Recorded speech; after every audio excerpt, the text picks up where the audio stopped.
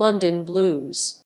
London Blues is a novel by Anthony Frewin first published in 1997 about Soho in the late 1950s and early 1960s, and, in particular, about the early days of pornographic movie production in Britain. London Blues is a mystery novel in that it describes not just the dangerous life, but also the disappearance of a young photographer in the wake of the Profumo affair. Plot summary. Tim Purdom is born in 1937 in a small village on the Kentish coast as the illegitimate son of a young woman who dies in her early 40s. After her death in 1959, Purdom decides to move to London as he does not have any sense of belonging to his hometown anymore. He finds cheap accommodation in Bayswater and work in a snack bar in Soho.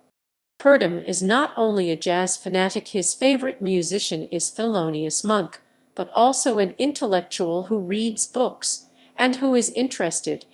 His intellectual pursuits do not go together with his lifestyle or his job. However, without any formal education or money, he is reduced to the kind of life he is leading, but, unambitious by nature, he is quite content with it for the time being. Very early during his stay in London, Purdom, confronted with petty crime through his contact with guests and workmates. When he is offered some extra money by one of the older regulars, he tags along with him and suddenly finds himself in a place where dirty pictures, which were illegal at the time, are taken. He is then approached by the owner of some adult bookshops and encouraged to become a pornographic photographer himself. The customers like his pictures, which are sold under the counter, and Purdom makes some good money. He is initiated into the world of private parties where old blue movies of foreign origin are shown to middle-aged, upper-middle-class men in the company of young, attractively made-up women. At one of those parties, where he works as the projectionist, he meets a man who later turns out to be Stephen Ward, one of the key figures in what will later be referred to as the Profumo affair. Ward supplies Purdom with a good many models for his photographic sessions. Eventually, Purdom buys an 8mm amateur movie camera and starts shooting pornographic movie shorts himself. His short-lived career is already over in early 1963 when he is told by his employer that the industry has moved on and that cheap Scandinavian imports are now in demand, which are also in color rather than black and white.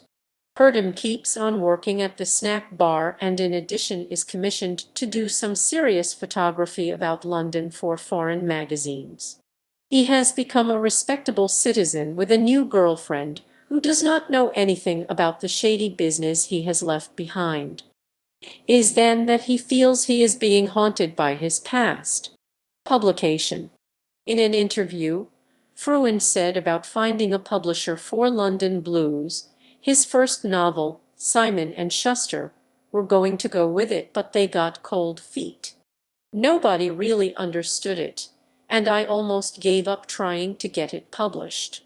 I think the feeling was that it wasn't in a clearly defined genre. It had too many literary pretensions for a sexy thriller, and for a literary novel it was too thrillerish. They felt it was neither fish nor fowl. Most publishers are into genre publishing, and they are very conservative. London Blues was eventually published in 1997 by No Exit Press.